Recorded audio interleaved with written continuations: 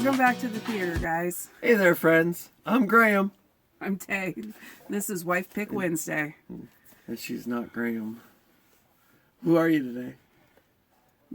I'm not an alien. Oh, I am. So, why don't you guys grab whatever you want to drink and we'll settle in.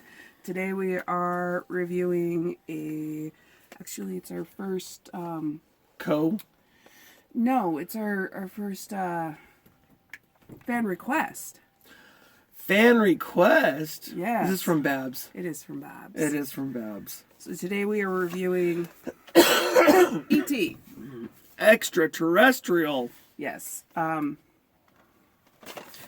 who's the director of that? Seriously?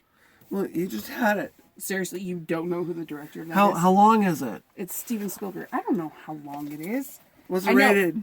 I don't know that either.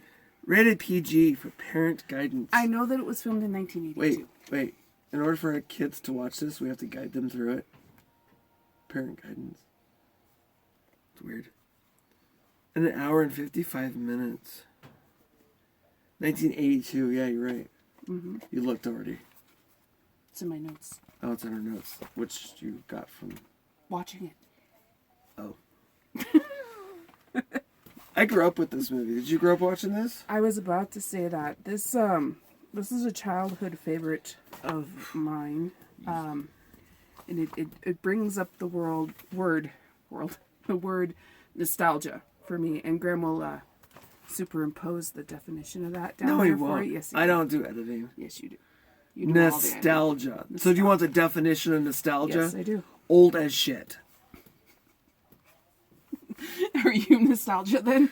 I'm very much Nintendo 64. Look at all that gray. I know, it's getting there. It's getting long, too. All right, so this stars Dee Wallace, Peter Coyote, Drew Barrymore, and Henry Thomas. Drew Barrymore. Before she was legal. Ew! Oh. Drew Barrymore now? You should probably edit that out. I'm not gonna. Oh. What? That's Drew Barrymore was really freaking cute, especially in like The Wedding Singer and what was the other one I liked? The one with the guns and the girls. That's what we call a supermax statement. Fuck. You get me laughing, I'm gonna start coughing. Supermax. Guys, this will probably end up being Angels? a little bit of a longer This is an adult video. So Angels, something. Charlie's Angels? Charlie's, and yeah, I forgot who's. When she was dancing around in her underwear, and you had to rewind it 50 million times and pour the. Don't tell them. Oh no! He watched it for like that one scene for like an hour straight. It wasn't as bad as Rewind. Honey with Jessica Alba. Ooh. Sorry. I shouldn't keep my mouth shut. And now you wonder why I have such... Don't have me do these while I'm drunk. That might be a good start. What's your favorite part of this movie? Oh. My tear moment? Sure, your tear moment. When they're in the tent, you got E.T. on one table and... What's the boy's name? Eli? No. Mm-hmm. Elliot on the other table. And E.T. is dying. He's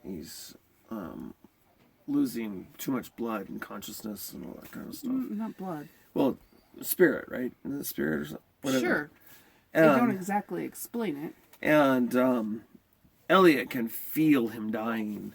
I think their bond is so close. I think that was really touching. I will say this. Watching this as an adult is completely different than watching this as a child. Oh, yeah. No, when I was a kid, now let's take this back 30 years. When I was a kid watching this at 12, 30 years ago, I thought this was a pretty cool movie, honestly. I thought the special effects and everything was just awesome. I thought the way that it all came forth was great. Watching it now, I think, oh, they had no budget. Like, seriously, like, because you look at some of this stuff and you're like, wow, they literally called the kid down the road to come deliver a pizza. And then if you look at the lighting, who leaves their light in their shed? It's not even really even a shed, but who leaves their light in their shed on all the time? And especially that bright and no one thinks anything of it. Or the fog. This movie had a lot of fog in it that was not necessary. And we assume this is somewhere around the San Bernardino area. Now you're assuming Cali. I'm assuming Well, like Great I'm assuming Lakes. Cali because it had the California license plate. Well, in the suburbs too, but it felt and like the it was palm filmed. trees. But it felt like it was filmed, more like the Great Lakes, with the weather that they have. I mean, so I'm thinking. I understand, like it's supposed to be California. I'm feeling like it just feels more Midwest, Oh, it's definitely California. You have to remember they didn't have a budget Central. to fly to the Midwest. I know.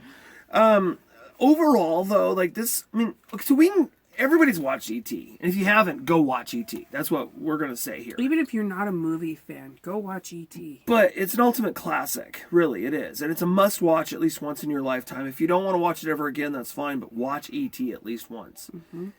But I have to say, okay, so we are looking at 1982. Okay, things were a lot different. Everything was filmed like on scene, on point. There was very little, They if did any, a lot of CGI. handheld in this Lots. one. Very shaky, And- very jittery. And I think, now I don't know for sure because I haven't really dug into like extras and stuff like that. I think they did that on purpose because it's supposed to. Tension. The characters are supposed to be really tense and on edge, and they Right. want you to feel It's, the same. it's supposed to give you that tension and the unsteadiness feeling. But they also used a lot of models and stuff. And if you go back and you watch now, especially we watched it on Blu-ray, and I'm assuming 4K is probably about as good as Blu-ray at this point. But it looks like shite. I mean, seriously, like their concept was awesome. What they did, if we're not looking at it with today's mindset, we're looking at it from 1982, 83, 84, 85, then it's great. When did Third Encounter come out? The Third Encounter? Mm-hmm. I'm not sure. It'll take me a minute to look it up. The Third Encounter. I don't know what the Third Encounter is. What's the Third Encounter? That Alien movie. First Encounter? Sure. I don't know. The one I did a review on. I want to say it was in the 70s. I don't know. Why? I want to know what year it was filmed. I can go find the Laserdisc somewhere. Don't find the laser. Just be out there for an hour. It's called something Encounter, yeah. Yeah. Encounter of the Third Kind. That's what it was.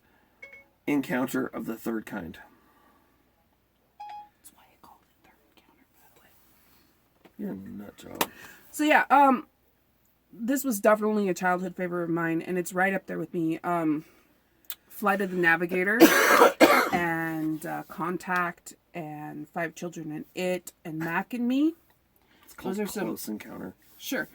Those were some of my other favorite alien movies of my childhood. So the nostalgia was real, but the movie itself was good. You just had me look this up just so that you didn't have to. No, I want to know. I'm gonna have to go to IMDb. For some reason, my Laserdisc isn't in here. Give me a minute. Okay. So yeah, that's that was big on the nostalgia. I lost my place. So the premise of the movie is really aliens come to Earth in this weirdly shaped flying saucer bowl thing. Close Encounters of the Third Kind, Yeah. 1977. So a little less than 10 years before this. Yeah, like 6 or whatever. And in that was good. Now I watched it on Laserdisc. I didn't watch it on Blu-ray. But I bet you if you watched it on Blu-ray with The acting was horrible. I had to turn it off. but the special effects blew me away. The special effects in this, I'm sorry, you're on saying something else, but the special effects in this didn't blow me away at all. Matter of fact, I watched them and I thought, The special I could've effects figured out didn't how they blow me did away, that. but the animatronics for the time did. Yes, yeah, especially like when you see his ET's chest and that kind of stuff, where you can kind of see through the skin. The light, I mean, the little LED, you could use a little LED light bulb these days on his finger, but lots of little subtle things. I thought special effects wise were the best, Now, especially this was after Star Wars. this was yeah Star Wars after Star Wars, 'cause was Star in the Wars 70s. right. So George Lucas had some practice with animatronics by now, and mostly he just used little people in suits, or Yeah. giants in suits on stilts. Which was kind of this part of So this, I think, was also him that way. using full-on animatronics instead of even just puppetry, it's full-on animatronics. Yeah, cords and wires and people hiding underneath tables and clothes and you always hear about the silly little things like oh well, they couldn't get a license for M&Ms. They had to use Reese's, which at the time Reese's was a joke. It was barely even a thing. This movie might have launched them. Yeah. So this movie did. It really kind of gave Reese's a groundwork. Now, I didn't know Reese's Pieces was around before I was I born. noticed like in the beginning when they're on the table when they were having the pizza thing, like they had Raid, a can of Sprite Raid. Like, why are you having Raid where there's food? There was some I was things more there. impressed with him playing D&D. You noticed that. So yeah, I always thought all these years it was something Monopoly. else. Monopoly, yeah. You said it's Monopoly. I'm looking at this table. And it's set up as D&D, and I'm I'm like, like, huh. I don't remember Monopoly I having guess I didn't walls. remember that. Yeah, plain cheese pizza, smashed. I remember all that. This movie, I mean, altogether, this movie was well done. A little unrealistic. The scientists were way too nice. Yeah. Well, and then There's no way in America. There's no way that an alien lands here and we don't immediately tear the through scripting, everything to find the him. scripting was so like I wouldn't say It was childlike. It was. I was gonna say cartoony, but it was. It reminded me a lot of the Never-Ending Story. Yeah, where they Very, had to very speak. childlike. They had to speak the image to you, not let the set or the things you hold. What's that called? Your camera? No, a prop. So instead of letting the props and the set do the speaking, they spoke everything. It was really weird to watch. Like Mom was explaining, about this and that, and it was just like I don't know. It was hard to watch. And then, of course, you got Elliot, upstairs, and he's trying to explain to his brother, it's okay, it's okay, it's fine, he's not gonna hurt you. And it's They like, kept calling him a goblin. yeah. It's a goblin until they realized he's a spaceman. Yeah, I mean, and the kids were so gullible in this too. The way they bought, I mean, E.T. wasn't even talking, and they bought. Oh my gosh, we got to help him, and it's like, oh, he wants to go home, but he needs to go to this place, and he can speak in this kid's head, and it's like, He didn't speak in his head. well, he kind of did. He gave him the feelings of. Yes. It was more of a transfer of emotions, not really. Yeah, I mean, it was Words. just so. I don't know. I did appreciate the It's definitely a piece of history. sibling interactions. That was very true to form. My brothers were a lot more mean than that, but I don't know how. I've known families that are like that. I don't know how old Drew was, but her script was pretty young for her age. She looked like she was probably 5 or 6, maybe 7.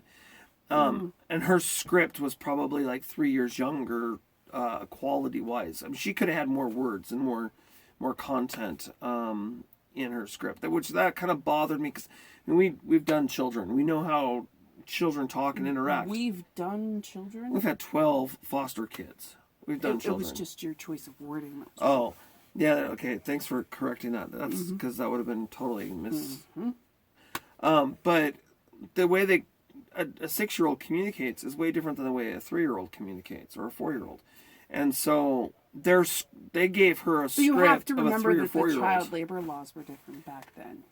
Probably. I mean, I know they only allowed them so many hours on set and all that kind of stuff. So, but I mean, she had a private tutor and everything. Directors preferred not to work with younger children Right. because the younger you are, the stricter the child labor laws. Right. So I wouldn't say it was one of Drew's. I'm not focusing on Drew here, but I wouldn't say it's one of Drew's best. I would say one of Drew's child best would be like Firestarter or something along those lines. I've never seen Firestarter. Yeah. Okay, you're gonna review that next, huh? No, I have a list upstairs. Darn. You got a long list.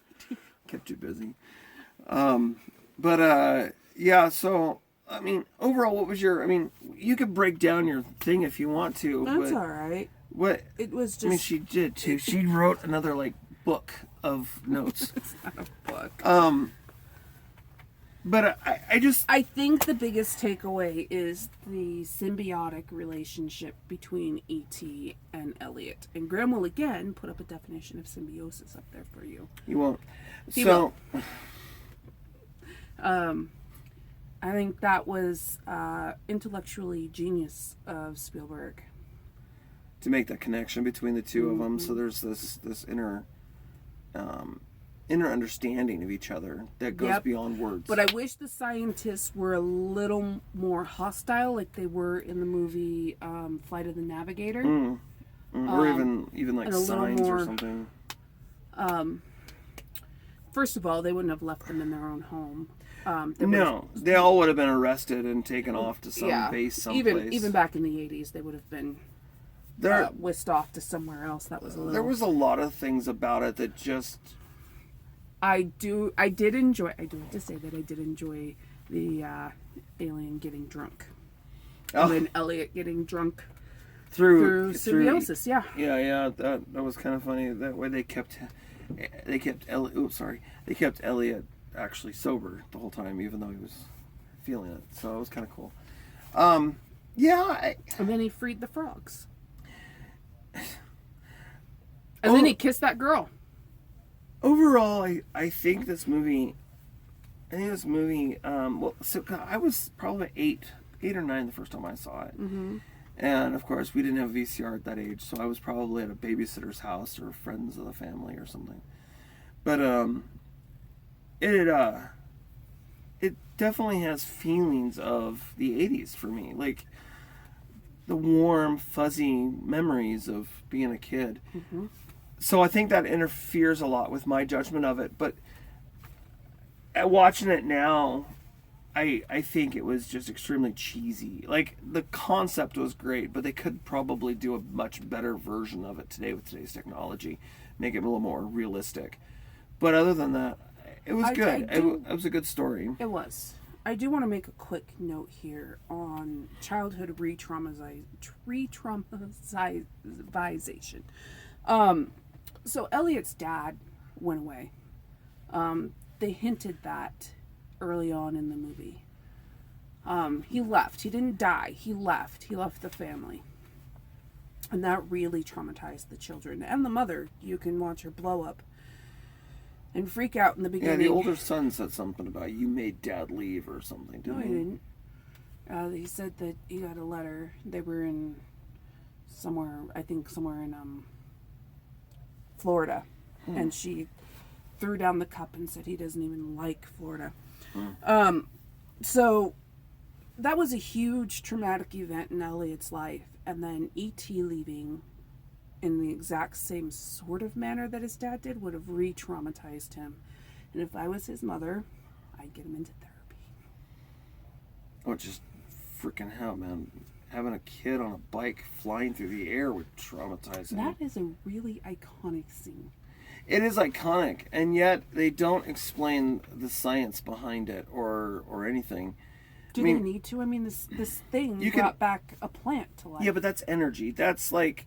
Well, why can't... everything is energy. You can lessen the weight. That's just physics. Yeah. I don't know. And then that little toy, that little talking toy...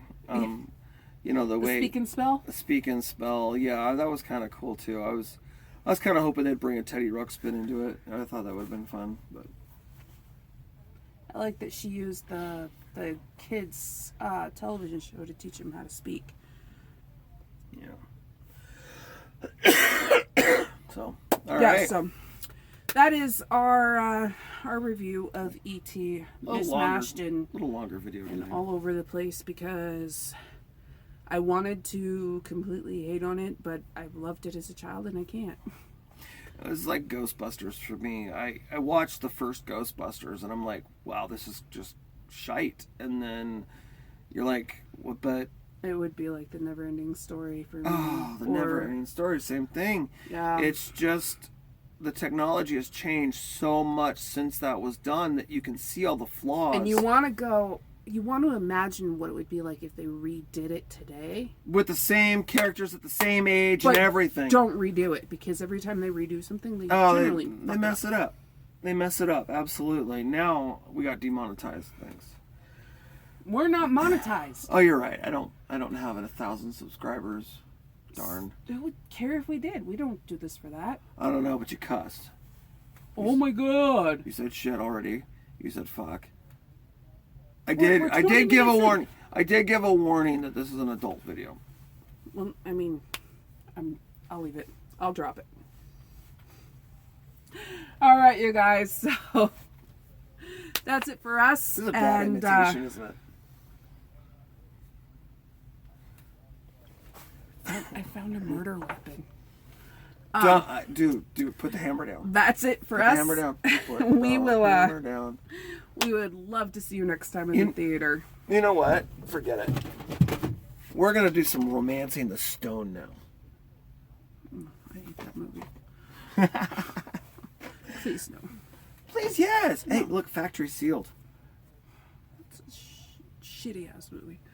It is not. Isn't that got like Kirk Douglas or somebody in it? It's stupid. I don't know. It's stupid. All right, you guys. We'd love to see you next time in the theater. That's it for us. It's been a long day. How's it It's work? been an extremely long day. I was sitting down here.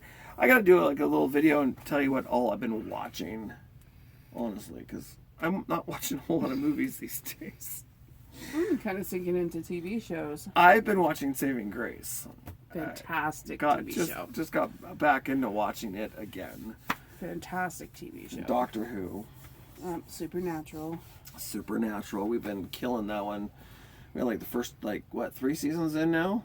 Yeah, we're on the 3rd season. Yeah, so we're just knocking that one out.